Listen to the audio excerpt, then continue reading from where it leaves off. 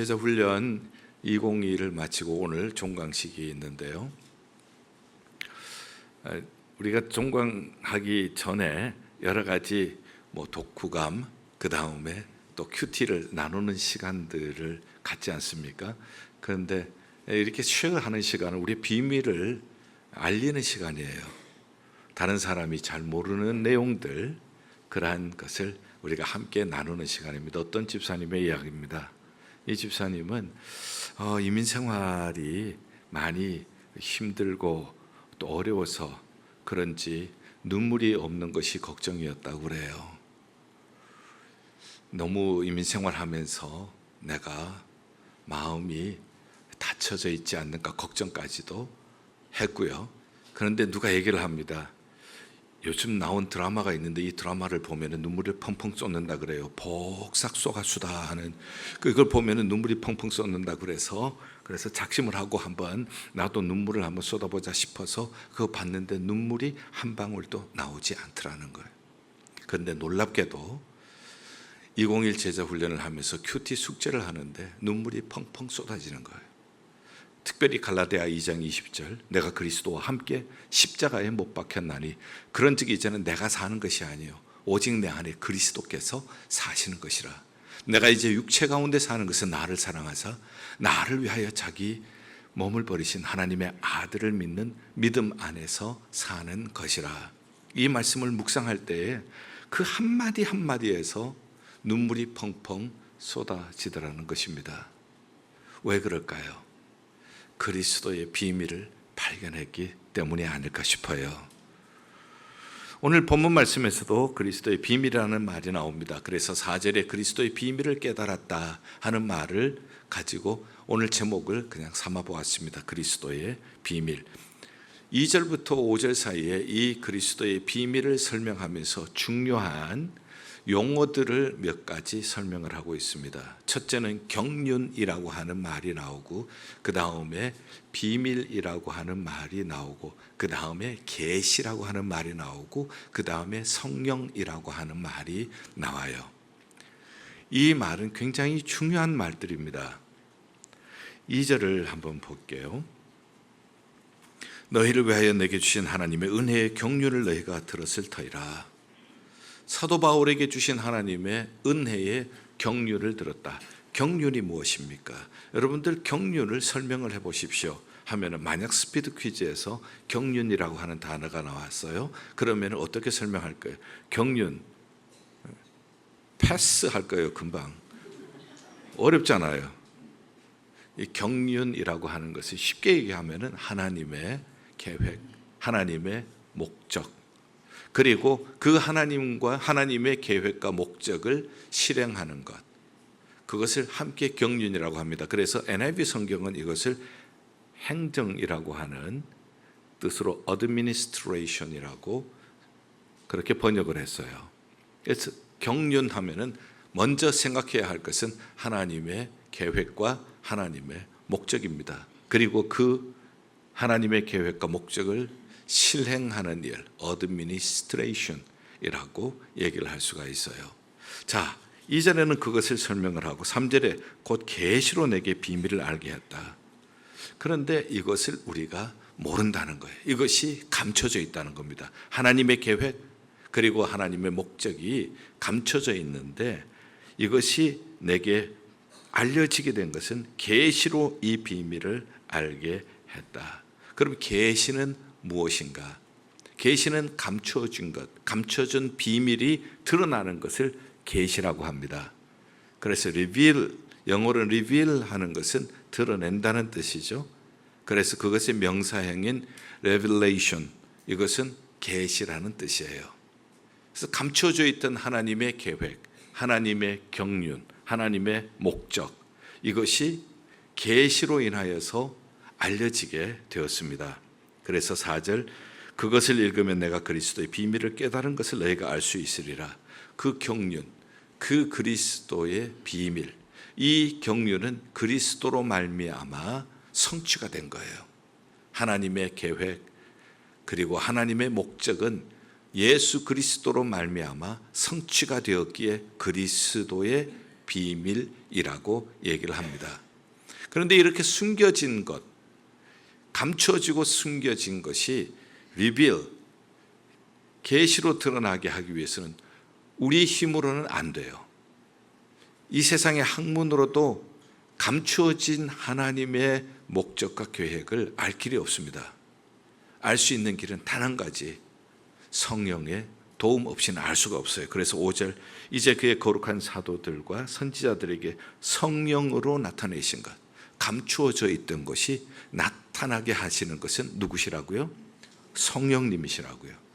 그래서 지금 굉장히 중요한 단어들, 이 단어들을 제가 정리를 해드립니다.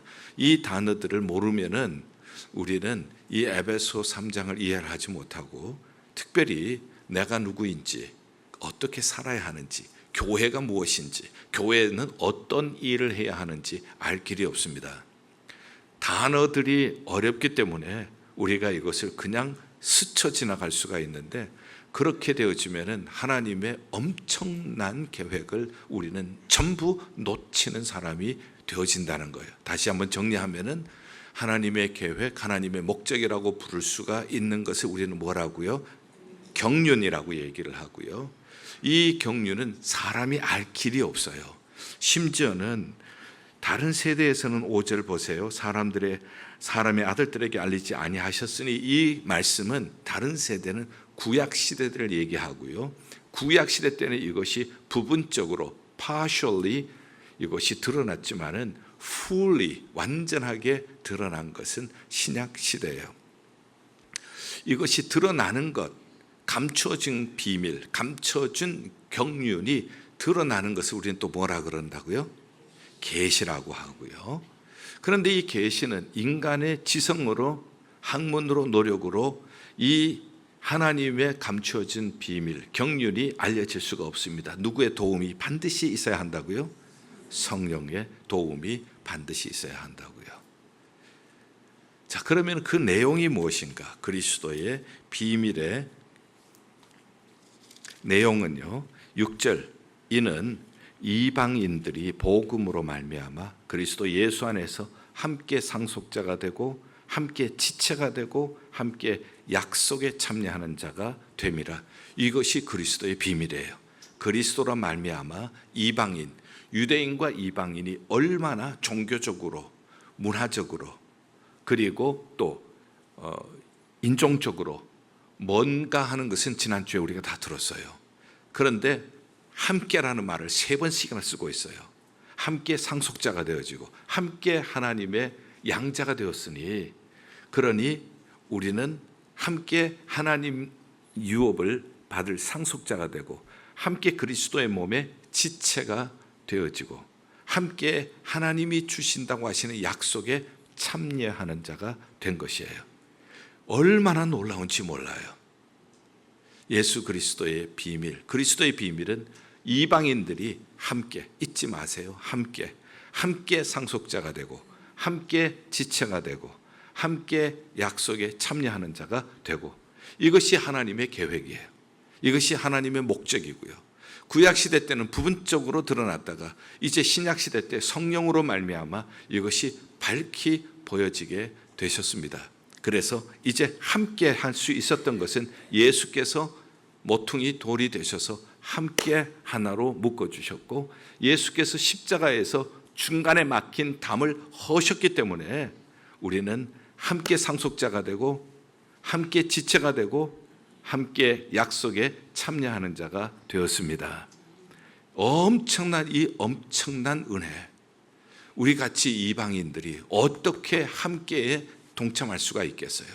예수께서 모퉁이 돌이 되셨기 때문에, 예수께서 중간에 막힌 담을 십자가로 허셨기 때문에 이방인인 우리도 함께 뭐가 되고, 상으로 시작해요. 상속자가 되고 그 다음에 함께 지체가 되고 함께 약속에 참여하는 자가 되어지고. 할렐루야. 이것을 성령이 밝히 보여주셨다고 했죠. 성령 없이는 알 길이 없어요. 그래서 우리가 이 성경을 읽어도 성령이 역사하지 않으면은 일독을 해도 그리스도의 비밀을 모를 수가 있고, 이독을 해도 몇십 독을 해도 그리스도의 비밀을 모를 수가 있습니다. 성령으로 역사하실 때는 우리가 성경을 읽을 때에 그리스도의 비밀이 깨달아지게 되어지는 거예요. 고린도전서 2장 10절, 성령은 하나님의 깊은 것을 통달하느니라. 하나님의 깊은 것, deep thought, 하나님의 깊은 생각도 통달하시느니라. search하실 수가 있다는 거예요. 그 다음에 고린도전서 2장 12절, 성령은 은혜로 주신 것을 알게 하신다. 우리에게 은혜로 주신 이 비밀, 이것을 알게 해주시는 분이 성령이세요. 그래서 교회를 우리가 왔다 갔다 해도요, 성령의 역사 없이 왔다 갔다 하면은 이 하나님께서 주시고자 하시는 비밀을 모르면서 왔다 갔다 할 수가 있어요.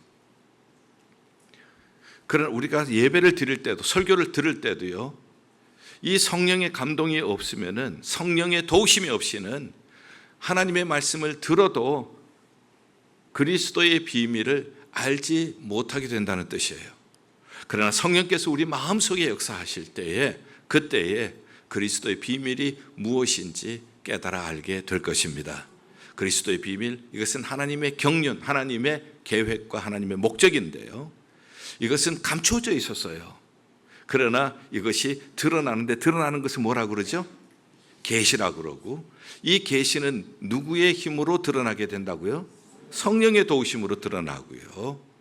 그래서 이것을 우리에게 알게 해주시는 분이 성령이세요. 사도 바울이 그걸 깨달은 거예요.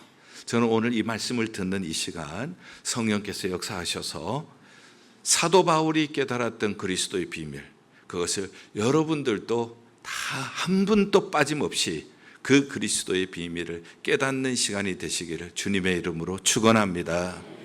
너무너무 중요해요. 그것은 바로 이방인인 우리도 함께, 유대인과 함께 상속자가 되고, 함께 뭐가 되고? 지체가 되고, 함께 약속에 참여하는 자가 되어지고, 이 은혜가 너무너무 크기 때문에 이제 두 번째는 뭔가 하면은 이 은혜를 위하여 목숨을 거는 거예요. 이것을 발견하기 전까지는 다른 것에 목숨을 걸었죠. 자기의 출신, 자기의 학문, 자기의 바리새적인 의, 이런 것 목숨을 걸었잖아요. 그러나 이것을 알고 나니까 세상에 이것보다 귀한 일이 없는 거예요. 그러니 이 귀한 그리스도의 비밀을 발견하고 나니까 다른 것은 전부 빌립보서 3장 4절에는 뭐처럼 여겼더라? 배설물처럼 여기는 거예요. 우리에게도 이런 은혜가 있기를 바랍니다. 이 비밀을 깨달으면요, 다른 것은 배설물처럼 보이는 거예요. 그 다른 것에 목숨을 걸 이유가 없는 거예요. 이게 너무 귀하기 때문에 이 귀한 것을 위하여 목숨을 거는 거예요. 그래서 나는 이 그리스도의 비밀을 알리는데 일꾼으로, 복음의 일꾼으로 하나님께서 불러주셨다고 말씀을 하고 있습니다. 7절, 이 복음을 위하여, 이 그리스도의 비밀, 이 복음을 위하여 그의 능력이 역사하시는 대로 내게 주신 하나님의 은혜의 선물을 따라 내가 뭐가 되었다? 일꾼이 된 거예요. 이 그리스도의 비밀의 복음을 위하여 일꾼이 된 것입니다. 이것은 누구에게 맡겼습니까? 지극히 작은 자보다 더 작은 나에게. 왜? 이걸 몰랐을 때는 그리스도를 믿는 사람을 핍박하고 그리스도를 믿는 교회를 핍박을 했잖아요. 그러니 성도 중에 지극히 작은 자보다가 더 작은 나에게 핍박자, 포행자, 회방자였잖아요.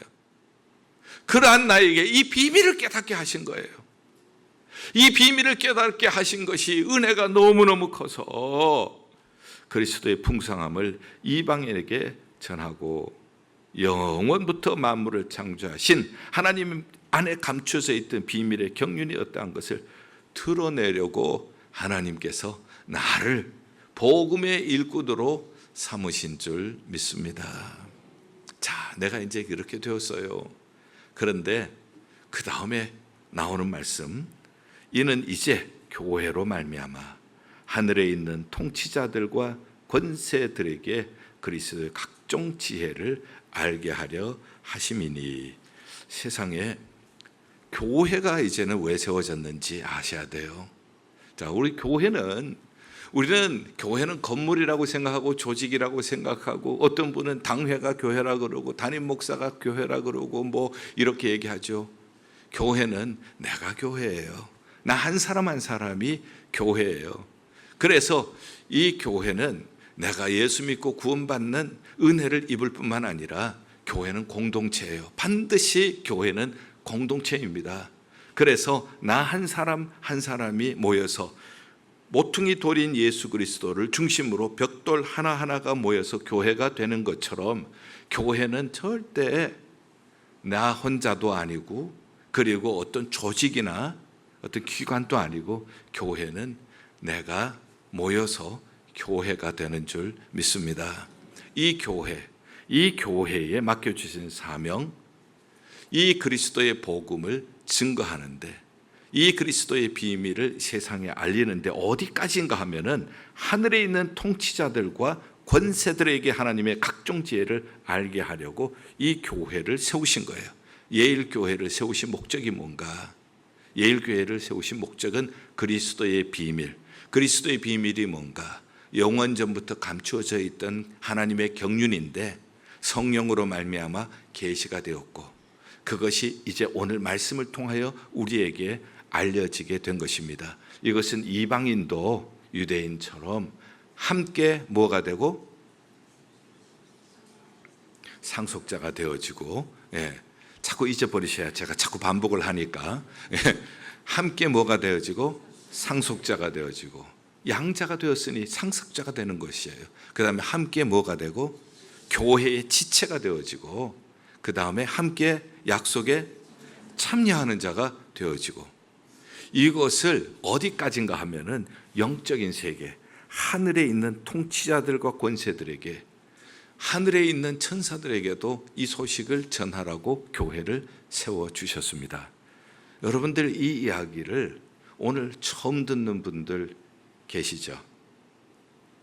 우리가 얼마나 성경을 모르고 있냐는 것을 지적을 해주는 말씀이에요. 교회가 어떤 곳인지 모르면은 우리는 우리가 가지고 있는 교회 개념을 가지고 교회 생활을 하게 되어집니다. 그러나 성경은 우리에게 뭐라고 가르쳐 주시는가 하면은, 교회에게 그리스도의 비밀을 증거하는 거울이 되라고, 거울은 비춰주는 거예요. 그래서 이 교회를 통하여서, 예일교회를 통하여서 그리스도의 비밀은 이런 것입니다. 그리스도의 비밀은 하나님의 계획과 목적인 경륜인데 숨겨져 있는 비밀이었습니다. 성령으로 말미암아 계시가 되었는데 그것이 사도 바울이 깨달아 알게 되었습니다. 이것이 너무 커서, 이 은혜가 너무 풍성해서 다른 것은 다 배설물로 여기고 나는 이 일의 일꾼이 되겠습니다 하고 이제 작정을 하게 된 거예요. 그런데 자기 자신을 보면은, 이걸 몰랐을 때는 예수 믿는 사람 핍박하고 교회를 핍박했던 사람이잖아요. 이런 사람에게 이 놀라운 그리스도의 비밀을 증거하라고 일꾼 삼아 주신 거예요. 그래서 이 은혜가 너무 커서 자기는 생명을 아끼지 않고 이 복음을 증거한다고 얘기를 합니다. 그런데 이 복음을 깨닫는 사람들은 사도 바울뿐만 아니라 우리 믿는 자들, 이 비밀의 은혜를 입은 사람들이 함께 모이는 교회가 이 사명을 감당하는데, 어디까지 이 사명을 감당해야 하는가 하면 영계까지 알 수 있도록 하라는 거예요. 우리가 이것을 모르면은 우리의 마음은 좁아질 수밖에 없습니다.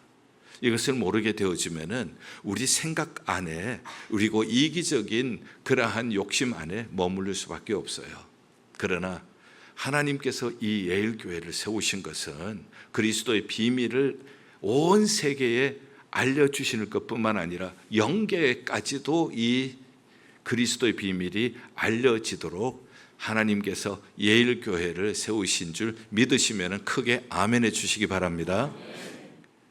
자, 이제 이러한 우리가 믿음을 가진다면, 그리스도의 비밀이 깨달아지고 그리고 교회가 어떤 곳인지를 깨닫게 되어지면은 이제 교회 안에서 우리가 경험하는 일들을 보는 시각이 달라지는 거예요. 13절 볼게요. 그러므로 너희에게 구하노니 너희를 위한 나의 여러 환난에 대하여 낙심하지 말라. 이는 너희의 영광이니라.